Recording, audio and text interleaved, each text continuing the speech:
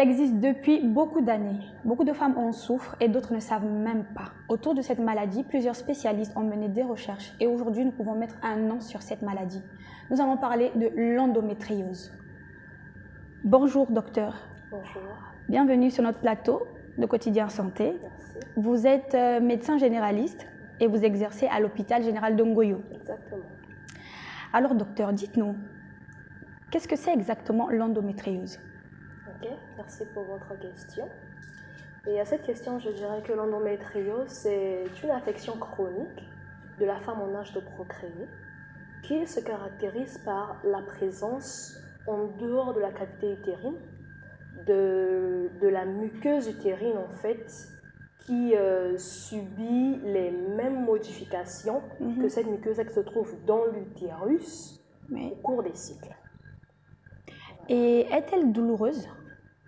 Effectivement, elle est douloureuse parce que c'est même le symptôme clé de la maladie.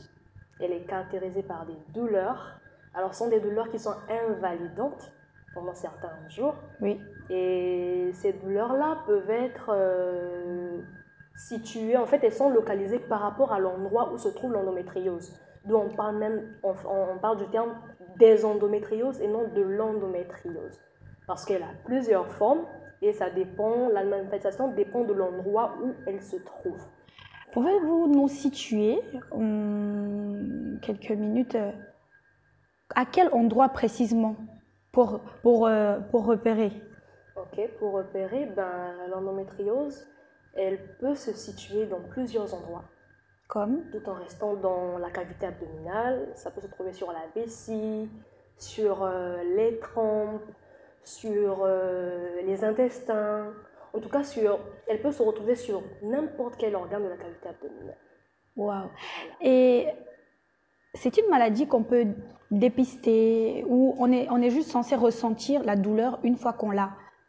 Est-ce qu'une femme qui ignore qu'elle en souffre, peut-elle savoir qu'elle en souffre?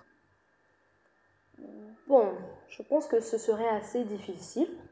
Parce que c'est vrai qu'on dit que la médecine de la prévention, elle a toujours été mieux. Oui. Malheureusement, avec l'endométriose, on ne peut pas prévenir. C'est généralement après un symptôme qu'on décide de se rendre à l'hôpital. Après manifestation. Après certains examens et tout, c'est là où on se rend compte qu'effectivement, la douleur est causée par l'endométriose. Donc, si je comprends bien, c'est pas normal qu'on ressente cette douleur atroce-là qui paralyse. Parce qu'il arrive, des fois, nous les jeunes filles, que ce soit le moment et que la douleur soit juste atroce au point où vous ne pouvez rien faire d'autre. Et c'est souvent, vous restez paralysé 2 jours. Il y en a qui restent paralysés 3 jours et il y en a même qui vont jusqu'à être hospitalisés juste pour ça. Paralysés 3 jours et il y en a même qui vont jusqu'à être hospitalisés juste pour ça. Au préalable, invalidante, alors très invalidante. Lorsque vous remarquez que vous avez cette douleur-là, même pendant vos menstrues, et qu'elle vous rend incapable de faire quoi que ce soit, elle vous empêche d'exercer vos activités quotidiennes normales, alors là, il faudrait déjà se mettre la puce à l'oreille et chercher à consulter pour savoir exactement si cette douleur-là n'est pas en fait une endométriose qui est déjà installée dans l'organisme. Et cette maladie, elle est juste féminine ou les hommes aussi peuvent en souffrir? Ok, merci. Je suis sûre qu'il y a beaucoup de gens qui aimeraient quand même savoir aussi si il y a que les femmes qui peuvent en souffrir, parce que quand on parle de maladie, tout le monde a quand même, est quand même aux aguets. Alors je dirais que c'est une maladie qui est essentiellement féminine.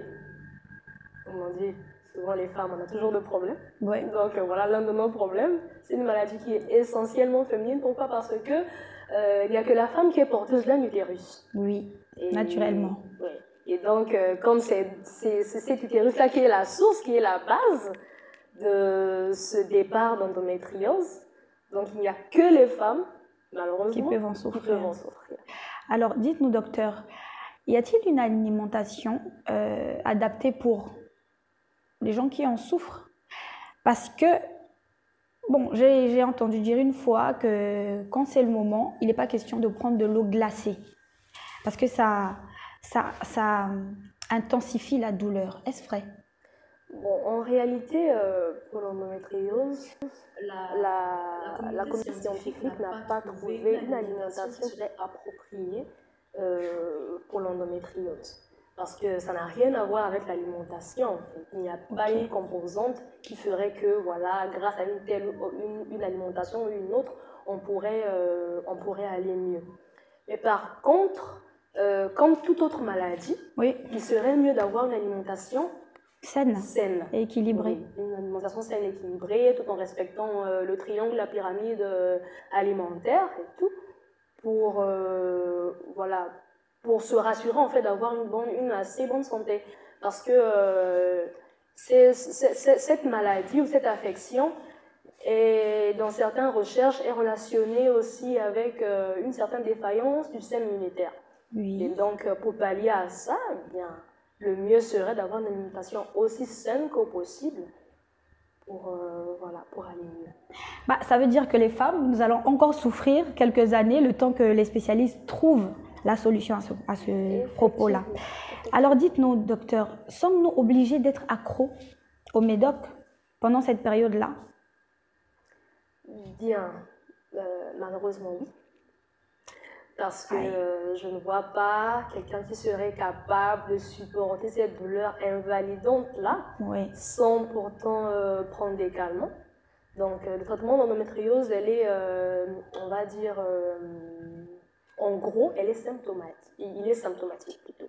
Le traitement est plus symptomatique parce qu'on va pallier à la douleur et on va aussi mettre un traitement hormonal qui fera en sorte que voilà, le style de vie de la femme qui est atteinte de cette affection puisse quand même s'améliorer.